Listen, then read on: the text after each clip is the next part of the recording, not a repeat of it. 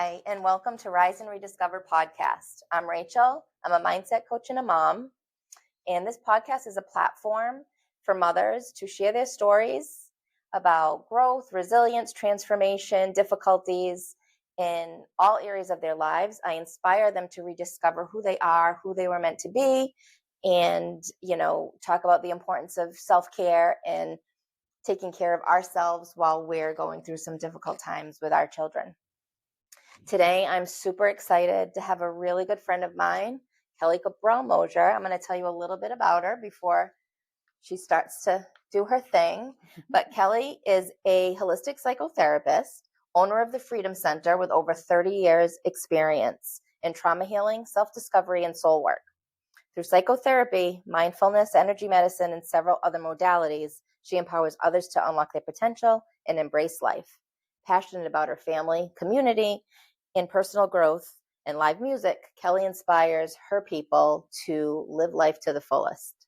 So without further ado, welcome, Kelley. Hi, Rachel. I've been so looking forward to this time together today. So thank you very much for having me. And I literally was telling somebody before I came here about all of our different connections in the many, many years that we've known each other. And now we get to do this work together and be friends, but also be of support to each other. Exactly. And it's so wonderful that the universe kept crossing our paths over, right? Literally over and over again. And now here we are, because we're gonna, dive into a very important topic in discussion. And it's the work that I've done for over 30 years. And I've had my practice now actually celebrating Saturday, 10 years, providing intimate, sacred work and service to people who walk through these doors, really just like looking for help. And it's an honor. And I'm grateful for that work that I do every day, because it's not an easy thing to walk into somebody's doors and say, can you help me? And kind of share their heart and soul with a stranger. So I try really hard to create a space that is warming and inviting, so that step by step we can unfold whatever needs to be unfolded. Right. And I appreciate that because, my last episode was obviously my story about my daughter that you listened to, that you knew some of, but probably not all the nuts and bolts that you got in that story. So I was grateful to actually have Kelley come in as my therapist when I needed her. Like I said, I didn't search out care for me until I knew she was safe, which, whether it was right or wrong, it's the way I did it because it's what I knew in that moment. I was in survival, but I wish I had someone like me who had been through it already that could say to me, listen, you need help for you while you're doing this for her, because I did.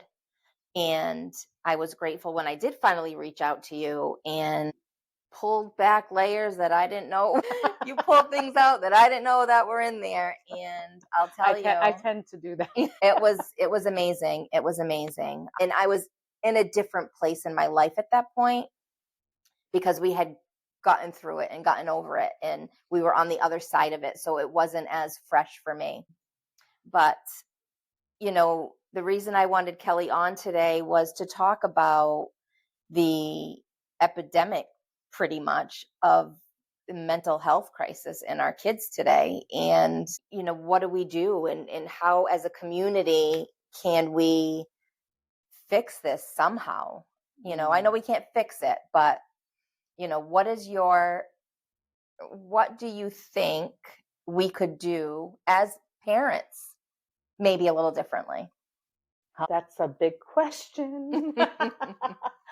Not right or wrong, not that we're doing it wrong. No, I agree with you there. There's no right or wrong. And yeah, I just want to acknowledge that I actually listened to both your episodes. So I think they are so heartfelt and meaningful. And I know that a lot of women are going to get a lot out of that. So I just want to thank you. I appreciate share that. So what can we do? I think what we can do is what we're doing right now. And I think if you can rewind the clock to even when we were growing up and how much things have shifted, how much we have learned through medicine, through science, through spirituality, through psychotherapy, in terms of trauma, in terms of depression, in terms of anxiety, and how those all interplay off of each other, and how we grow up and what's happening within us and what's happening around us. I think we're doing a much better job than we ever have done. I agree with that. Yeah, because we know more. And look at us. We're having a conversation now out in the open about this. This didn't happen. When I went to counseling myself at 19, 20 years old, I was like one of the only people that was going to counseling. And I'm not sure how many people I even shared that with, because it just was starting to sort of become a resource. I think that's big too, actually. You saying that the stigma on getting mental, whether it's medication or therapy or whatever it is that people choose to do. Sometimes I believe, with the practice I've done, and I know you believe the same, that everybody should be in therapy. Everybody could benefit from it. But there are still people out there, and some people that are very close to me, that it's still a stigma to them. Like, I don't need that. I'm not crazy. That's a lot of the things I hear. And, trying to switch that stigma from, you don't have to be crazy to get help.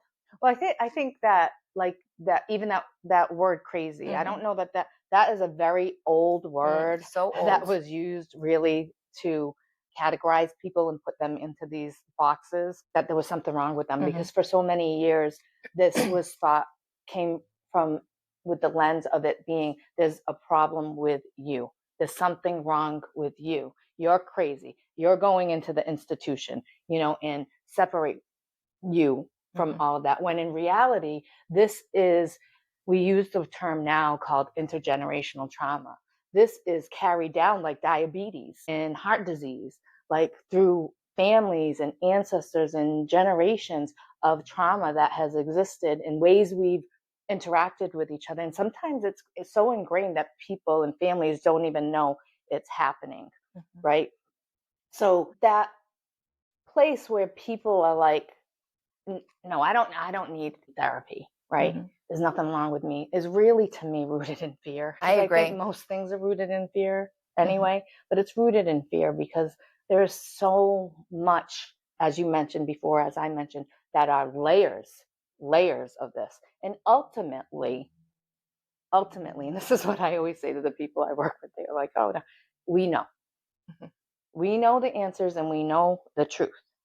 But it's then with the guarding and the defensiveness, because we're afraid of how it feels and how it will continue to feel, because the darkness just is so heavy, we can't feel and see the light until we walk through it, even though it's there. So that's really, I think, in terms of what can we do different, and you said even parents, right? Is to get support for themselves, to reach out to people in their lives and take a little bit of a risk to talk about it. Instead of push people away, because in efforts to keep sometimes the protection of what's happening in the family, and it could be depression, it could be anxiety, it could be addiction, it could be so many things, right? The instant sort of natural reaction is to contain and to protect, right? And also related to the stigma, I don't want anybody to look at my child or me or my husband, spouse, partner, or other children differently. Right. But what that does is feeds the isolation, and it feeds the darkness. And when in reality, when we're looking to find that love and light again, we need the connection to feel that. So it's like kind of this gentle balance and sweet spot.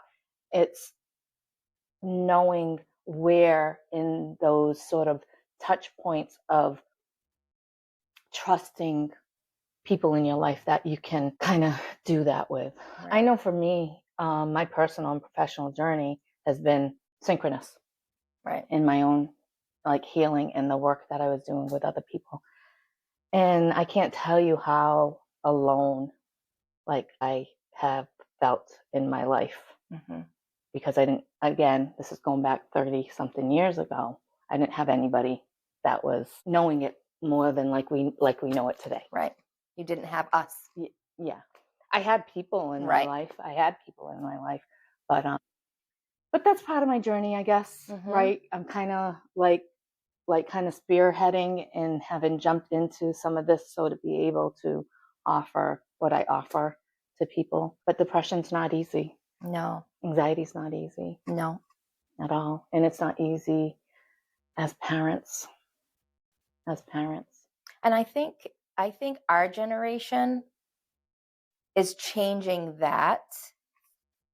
For the most part, I think our kids' generation will really change it, because, you know, they're getting a lot more care for their mental health issues than we did. Absolutely. So their kids will get a lot more even than they did, I believe, because it's becoming so much more. People are paying more attention. You know, there's nothing that would drive me more crazy when Ava was going through what she was going through in school. And again, I was so grateful. The school was so supportive. And I'll say that every time. But, you know, if you had a kid, and I actually, you know what I'm going to use for an analogy, because that's the best thing I can think of right now when mental health is concerned, is, why did I forget her name? The gymnast, the USA gymnast, Gabby. Is that her name? I cannot think of it right now. Rachel, I'm at a roadblock. But menopause is like a thing that zaps names and oh my words. God, that's going to drive me crazy. But out of you. The I know who you're talking about. Who is amazing. And for some reason, her name has slipped my mind at the moment.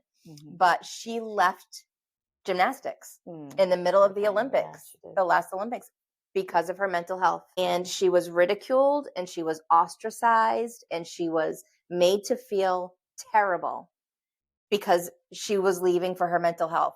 Now, if she had a torn ACL or a broken ankle or a broken wrist and had to leave to care for that, there would have been not one word said. So to me, and now she came back this year and killed it, broke records, is Simone Biles. Thank you. I know what comes to me. Thank you, Simone Biles. She, to me, is the epitome of what a smart, strong woman needs to do in their life. She said, I can't do it. I need to take care of me. She stepped back, she took care of her, and she came back with a vengeance and killed it.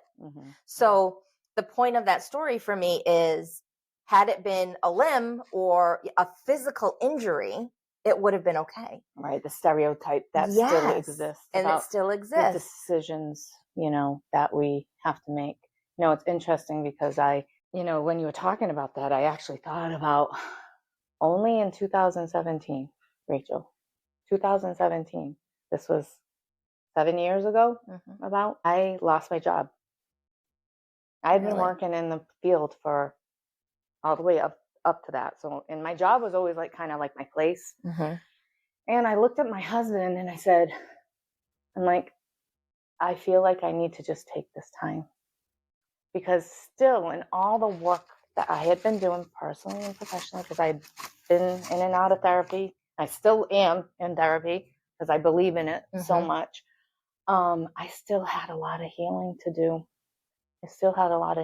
And I needed that sort of time to stop and kind of do that. And my sons were at an older age. I mean, still like middle school, I think, and high school. I immersed myself. That's when I went to energy medicine school for 3 years. And let me tell you, the stuff that came out from that and doing that program, that kind of, catapulted me. No pun intended. So it catapulted me to another place, but also to a place where not only could I continue to grow my business, my services to support people and support the community, support my family and my friends, but my sons. Mm-hmm. My sons. My story is a story of the family that I grew up in and the families before them that affected me.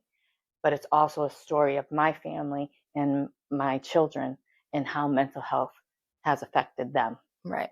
And it's an interesting place to be because there are things that I need to look at in terms of my own healing and recovery, and even things that I did really, really well, and things that had maybe affected them, including, my husband's story as well. My husband is in recovery. So that's part of our story as well, and how all of those pieces intertwine together. And I keep that very, very upfront because my two boys, if it wasn't for them, and a lot of times this brings a little tear to my eye. That's okay.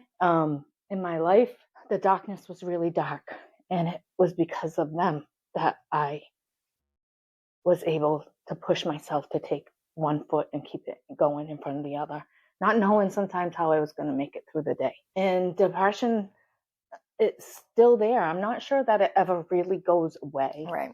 Like, I talk to people about trauma and abuse, and it's a part of who you are. We talk about the different aspects of yourself, the different parts of yourself. So there are times that, you go through life and it eases up and you're doing these things that are taking care of yourself, and it feels a little lighter. And then there are things that come at you that kind of trigger those points again. And then it comes at you and it triggers. And then all of a sudden you're like, my God, I'm feeling that again. Right. So my boys, have helped me by them being these beautiful souls in my life who have motivated me each and every day to heal myself, but also to help them and support them because they've had their own struggles and continue to, 27 and 20 years old. And they're men. Right. They're men. And there's a much different stigma with men in mental health than there is with females in mental health. I believe that. In terms of even being able to acknowledge that and ask for help. So that's also an interesting part of sort of the journey and purpose in all of this. Yeah, you're right.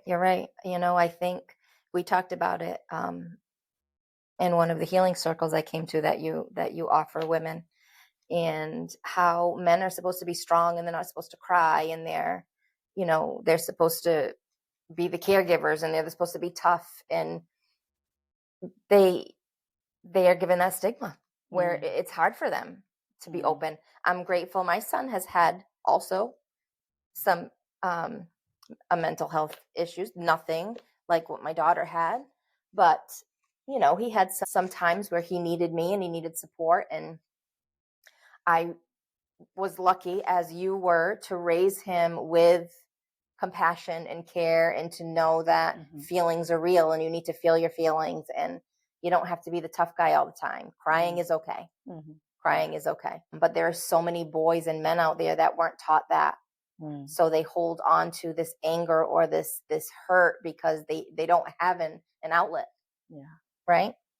Yeah. It's interesting that you said that because, I've taught my sons, they go for acupuncture, they go for massage, right? I love that.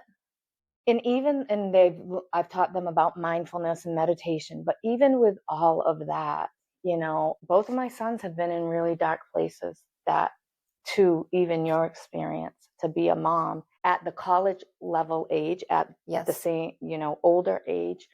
And each of them had moments and experiences that I think took them to a darkness, and I saw from a distance, and I was really afraid because my oldest son was in New York and I didn't know how I could get to him fast enough if I needed to, and how much he was going to let me in or not let me in, and not let me in a lot all the time, but just at that age, and if it was going to be enough to help him through the darkness he was experiencing.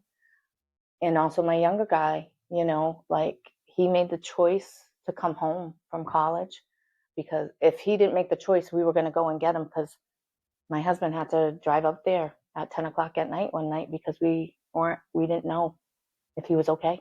Mm-hmm. And we had to literally like knock down the doors of the dorm to like, you know. Right. So it's scary. So scary. It's scary. And it's scary when we feel like, because we don't really. We don't. No, we Especially don't. as they get older. Right. We've talked about like parenting adults. Right. Like, because this is a new thing. Right. Parenting adults and what that means, because there's still an element of parenting, but there's this also, they're adults and they need to live their lives and we want them to live their lives. Right. It's a whole new like chapter in terms of parenting and supporting our adult children in today's world. I feel like when it comes to that, communication and guidance is the best thing I can give my children who are adults. They're 27 and 25. I can't parent. I can't, right? I'm not going to, sometimes they need a little bit, don't leave your dish in the sink, but that kind of parenting. However, I think to me, if I could give any mom advice about parenting and adult children, is start when they're young to have such an open communication and make them comfortable coming to you about anything, that when they become adults, they have that. So it's an easy, if they are, I'm so fortunate. I am so fortunate that whenever either one of my children, even now, are going through something and they need guidance or they need love or they need reassurance, they will pick up the phone and call me. And I'm so grateful that I don't really have to wonder if they're okay anymore, because I know they're going to tell me if they're not. Mm-hmm. I love that you just said that. I love that open-hearted communication, creating that path for them to feel comfortable. And I think I just want to say, though, Rachel, it's a testament to you and who you are, and it's a testament to all the other mothers and parents. And I'd like to thank myself too, because not all parents, because it's a comfortability within yourself, because you have to be prepared and know that it is okay whatever they're going to say, right? Because we have our fears and we have our worries, and how do we hold that space for our children so we can help guide them and walk them through it without our fears and worries consuming us. Right. Does that absolutely make sense? Yes. I'm saying it? Because again, it's like you said, it's a sort of this gentle and sweet spot around taking care of what they're asking or showing they need taking care of, but then also coming back to ourselves and getting the care that we need to take care of, so we can do that for right our children, our adult children, however. So it's this sweet spot, right? And there's no right or wrong. No. And it's a learning curve. It's a learning curve. And it's a learning curve. And we just do the best we can with what we have. And seeing that we know more now, we have more resources now, we have more open conversations now, and that keeps unfolding So I think, like you said, that our children are going to be healing quicker than we have been healing. I think we're going to see that. And then their kids, if they choose to have kids, are going to have a different experience. So it'll be interesting for us in like 10 or 15 years, if they have children, to return to this conversation and kind of see how it's evolved even since then. And I think too, like, we have to remember that part of our human experience is to learn and grow and heal through adversity. I often say this to people: how do we know happiness without sadness? How do we know joy without fear? How do we, this constant, like, sort of duality of emotions and experiences, and learning about mental health and learning about ourselves and emotions are recognizing that there's impermanence. I heard I was reminded of that word yesterday, actually, in a circle I had of women that I got to work with from a local nonprofit. So I think that's wonderful. They're impermanent. Emotions shift and change. It is our grip and fear and struggle with them that intensifies them and makes them stick around longer. Right. That makes sense. And that's what mindfulness and meditation can really, really help with. Right. It's not a magic wand. It doesn't make things go away. It just helps us to get centered and breathe and create space between it all, to remember ourselves and to feel ourselves again, and to know that a big phrase in the recovery community is, this too shall pass. It may pass in 3 months. It may pass in 6 months, but it'll pass. And most often than not, those emotions, we don't stay stuck for as long as it feels like they're going to stay stuck. And that we have moments of lightness that help us carry through. And then maybe we dip again because we're going through a certain episode, right? Episodes of depression and that such, until we find the pieces of the puzzle that support, whether it's medication, whether it's counseling, these are all of the things I teach people, holistic, like mind, body, heart, soul, psychotherapy, medication, walking, nutrition. For me, and some of my beliefs is like energy work that is involved. You could use sound therapy, which is very helpful. So there are all of these different things that are part of the puzzle. So it's never just one thing. Mm-hmm. Like, just because we try to change a thought in our head and talk our way through it. And yes, I'm a psychotherapist. That's why I call myself a holistic psychotherapist, because I believe it's not just talk and changing the thought. That's part of the puzzle. And there's energy that goes behind it to help shift the energy within our bodies. So then our DNA and our nervous system recognizes a new neural pathway to show up in a different way. And then we have to have the practice and commitment to keep solidifying that, to keep solidifying. I had a client today, and he was saying that he's been wanting to get back to his meditation practice. And he had one, and he hasn't been able to, but he's been wanting to. And we were kind of talking about that. And he's like, I need to find time for it. And I looked at him and I said, do you have to find time to brush your teeth? And he just smiled. He was like, wow. I said, right. I said, we don't find time to brush our teeth. We just do it as a part of what we do in the morning to take care of ourselves. You know, on that, Kelley, I want to say, because this is funny, one of my clients I worked with in my mindset coaching business, correct me if I'm wrong, but I believe meditation comes in many, many forms. And I think sometimes people think meditating is sitting on the floor with your eyes closed and your hands up. And meditation, to me, and this is what I feel meditation is. I had a girl I was working with, and she's like, I can't sit. My mind goes crazy. I'm not capable of that. I said, okay. I said, well, what do you do that brings you peace? What do you do that just calms you? Is there something? And she said, you're going to think I'm crazy, but cleaning, washing dishes. I said, okay. I said, the next time you're washing dishes, focus on the sound of the water, clear your mind, look at the different colors in the bubbles, the way they feel on your hands. Yeah. That's a form of meditation, you know? And when she came in, she goes, wow, I never thought of that. I said, when you're vacuuming, put, whatever it is, but you can use that as a form of meditation if it brings you peace and quiets your mind.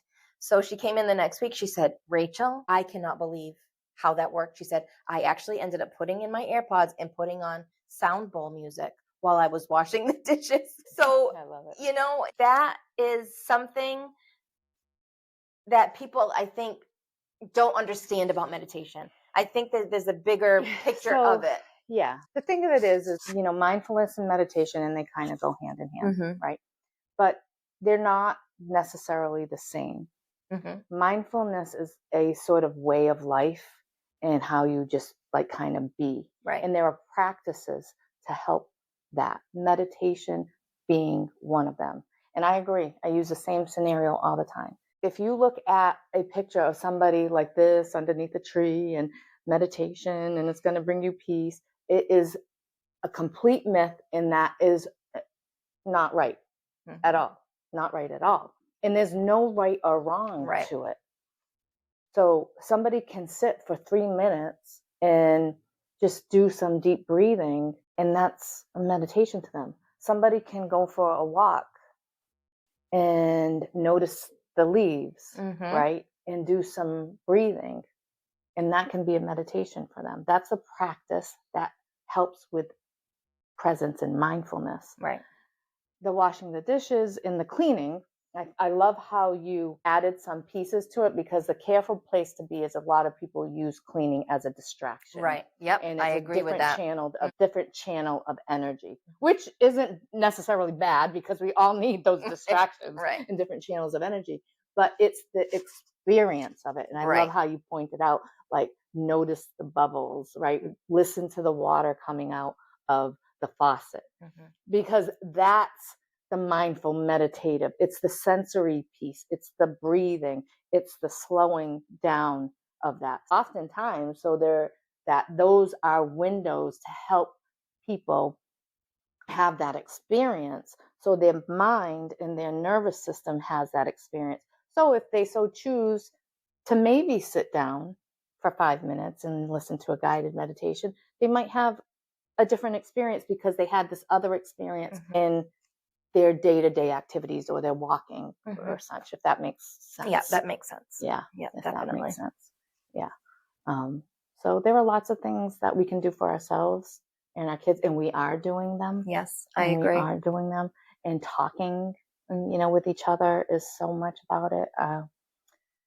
There's a lot that I've shared with people even over the last 5 years that people didn't know about me and my story, because it took the stigma. And I think when people look at you as they look at me, who we've worked so hard to become, right? We're strong, centered, positive people that don't realize that all that other stuff could have happened to us. Because how can we be this happy or positive or, look at the good, because all that stuff happened to us. But it's because we worked our asses off to be able to feel this way. That's like an understatement.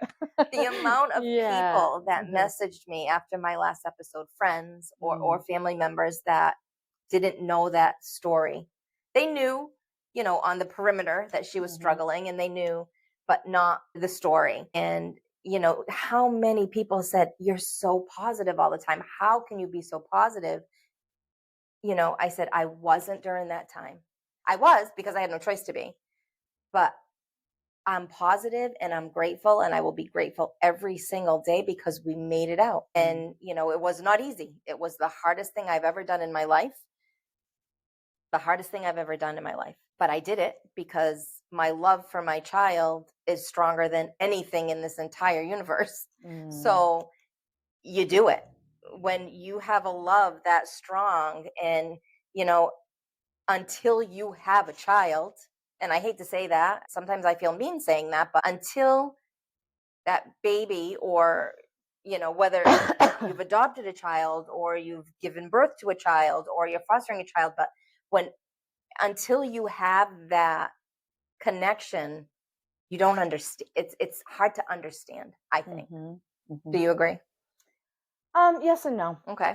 Yes and no. Because I think as women, we inherently have that instinct, whether we give birth to children or not. I think it's just naturally in our DNA, because we have uteruses and we have ovaries. And I think from my perspective, it's just because I do a lot of soul work, and, I believe our souls come in to learn different lessons. So I believe that women who choose not to have children in this, or maybe can't, it's for different reasons, and it's not because they don't know what it is to love and nurture so deeply. You're right. That's a great way to look at it. They're in a different part of their journey in this lifetime, and I think that goes true with everything. And maybe that's because of the work I've done for 30 years. I worked for a lot of years in substance use, and I'm not an addict. I'm not an alcoholic. but I'm able to connect and identify with people in their pain. Right. So I think that therein lies, I'm going to go back to that sweet spot of trust, that somebody can have an understanding. They don't necessarily have to go through what you're going through to have an understanding with love and compassion. I think sometimes what gets mixed up is that we learn how to hold space for people. And what happens is people's fear shows up and they want to take care of and tell you what to do because they don't want you to be in pain anymore. So I think that's where the mix-up comes from. That makes sense. That's where to me, in my experience, that's where the mix-up comes from. So the more we do things like this, the more we have our circles, the more we meet for coffee and go for walks together and just talk and hold space for each other and recognize that we all go through our pains and darknesses at different times, some more than others, but we meet each other at the heart with love, care, and compassion. That's what helps us, because it may have been a couple of years ago that we were meeting and I was helping you. And it was 2 weeks ago we were sitting having coffee and you were helping me. Yeah. Right? Yep. Yeah. It's that connection. It's the, connection, but that comes from the heart. And it comes from the space of no either or, shoulds or shouldn't, or there's mutual understanding that comes from a deeper place in the soul. I agree. Well, thank you so much, Kelley. You've been amazing. And I hope the people that listen got so much out of it because, you have so much. Gosh, I always feel like I have so much to say. You have so much knowledge and so much, you just, the energy. I hope people can feel the energy through the phone or the computer or wherever they're listening, because it's amazing to be around you and to feel just peace. Wow. Yeah. Rachel, thank you. As we're wrapping up, I just always had something deep in me that knew it could be different and it could be better. And I started saying a prayer 27 years ago to my oldest son that was meant for us both, and him and my younger son, was keep us on our journey of peace and happiness. So I had that belief, and that's a belief in being their mom, and that I have within me that I bring for myself because I believe in people so much. I have this love of people, and that's what feeds me. Like, I love to be around people. I love a good party. I love to go out, and that's what helps me feel me and feel my peace and happiness. So then I can bring what I need to bring for the people around me, my family, my friends, my community, everybody that walks through these doors. Well, so thank they're you. Very lucky, as I am, to be your friend. I'm very grateful for you. Thank you so much. Thank you, Kelley. And thank you for doing this. Oh, you're welcome. Thank you for you having your inspiration, following and taking care of yourself, in following your dreams, so you can bring this to other women, but other people. Because this is a story not just for women. This is a story for everybody. So thank you for what you're doing and you continue to do. Thank you. You're welcome. And thank you for listening. Kelley will be back. I'm absolutely sure about that. She has some more of her wisdom in future episodes. But thank you for listening. And I hope to see you in the next episode. Have a wonderful night.